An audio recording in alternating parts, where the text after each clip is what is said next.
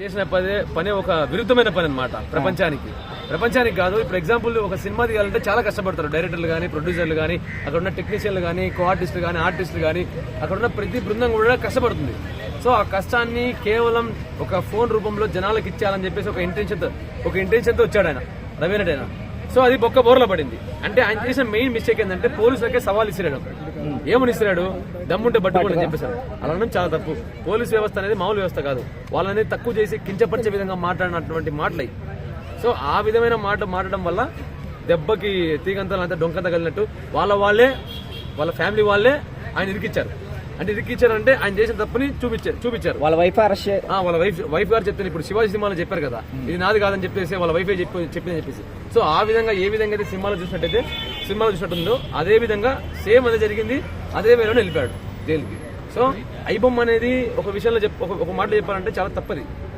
ఒక ప్రొడ్యూసర్ కానీ ఎంతో మంది కష్టాన్ని నమ్ముకొని తీసే సినిమాని కేవలం ఒక ఫోన్లో జనాలు చూడడం అనేది అంటే జనాలు చూస్తున్నారు.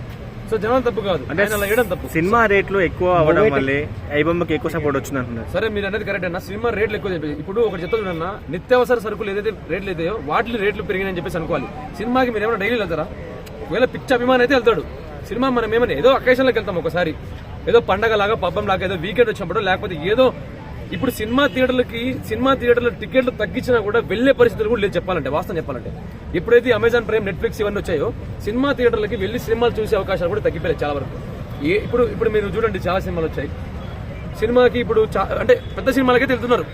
వాస్తవం చెప్పాలంటే పెద్ద సినిమాలు వెళ్తున్నారు, చిన్న సినిమాకి వెళ్ళట్లేదు ఉన్నది చెప్పాలంటే.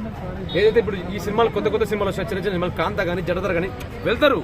ఏదో మనం కెమెరా పెట్టేస్తున్నాం అని చెప్పేసి అక్కడికి వెళ్తున్నాం తప్ప బయట ఏదైనా టౌన్లలో కానీ, లేకపోతే కొన్ని చిన్న మున్సిపల్ కార్పొరేటివ్ ఉండే లొకేషన్లో కానీ చాలా వరకు సినిమా థియేటర్కి వెళ్ళట్లేదు. ఇప్పుడు సినిమాలకు వెళ్ళేది అకేషన్లకు వెళ్తున్నారు. మీరు అనే 1000 రూపాయల థియేటర్ కూడా మనమేమి సంవత్సరం మొత్తం పెట్టట్లేదు. ఆ 1000 రూపాయల టికెట్ కూడా జస్ట్ మా 5 రూపాయలు అని చెప్పేసి టికెట్ రేట్ అనేది మనం కూడా చాలా తప్పు. అంటే తప్పని కాదు, మనం ఓన్లీ అకేషన్లకే వెళ్తాం సినిమాలు, డైలీ కాదు. సో నిత్యావసర సరుకులు ఏవైతే ఉంటాయో అవి మాత్రం మనం రేట్ అనుకుంటే అనుకోవచ్చు. సో సినిమా థియేటర్ మీద మనం ఎప్పుడోసారి వెళ్ళే సినిమాకి మనము ఇలా అనుకుంటాం, చాలా తప్పు. సో అది ఆయన మనసులో పడింది బాగా, ఆ రవి అనే వ్యక్తి మనసులో పడింది. సో ఆయన ఏదైతే చట్టవిరుద్ధంగా ఉంటుందో పైరసీ అనేది ఎంకరేజ్ చేయకూడదని చెప్పి చాలాసార్లు చెప్పారు. మీరు చూసుకుంటే తమిళ యాక్టర్స్ చాలా పోరాడారు దీని మీద.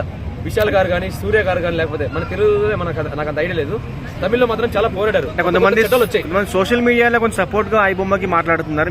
అవునన్నా, సపోర్ట్ గా మాట్లాడతారు. ఇప్పుడు చెప్తున్నాడన్నా, మనిషికి ఫ్రీగా ఏదైనా వచ్చినా, ఫ్రీ అని కాదు, మనిషికి ఏదైనా ఊరికే ఆర్భాటంగా వచ్చేసినా తీసేసుకుంటాడు. ఎవరు మాత్రం కాదంట చెప్పండి. ఇప్పుడు ఆకాశం నుంచి కేజీ బంగారం పడుతుంటే ఎవరు మాత్రం పోరు తీసుకోవడానికి? ఎవరైనా వెళ్తారు.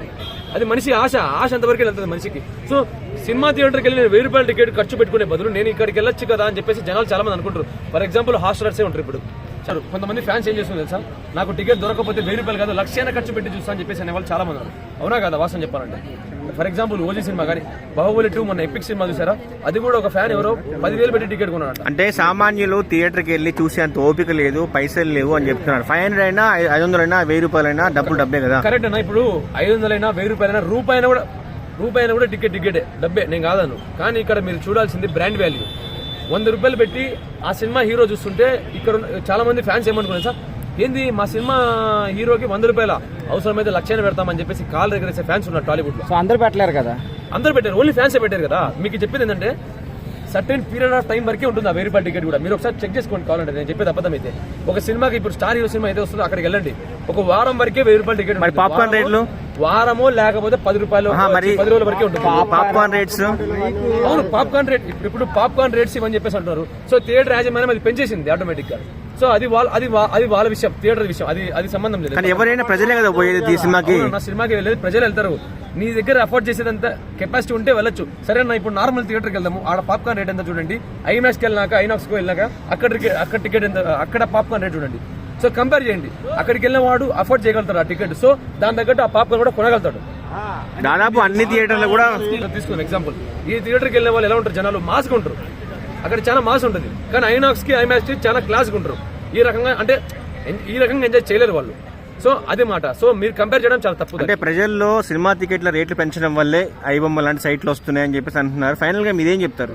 ఒకటి చెప్తా చూడన్నా, సినిమా టికెట్ రేట్ పెరుగుతుందని చెప్పేసి ఏదైతే అనుకుంటారో అది ఒకసారి మీరు కంపేర్ చేయండి. అది ఓన్లీ వారం వరకు లేకపోతే 10 days వరకే ఉంటుంది.